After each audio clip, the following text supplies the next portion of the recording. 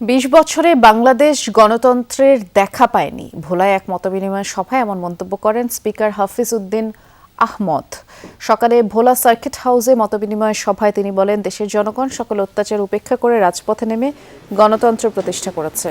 বর্তমান বিশ্বে গণতান্ত্রিক ব্যবস্থা ছাড়া উন্নয়ন সম্ভব না। স্পিকার হাফিজ উদ্দিন আহমদ আরও জানান, ২০২৪-এর আন্দোলন সারা বিশ্বের দৃষ্টি কেড়েছিল।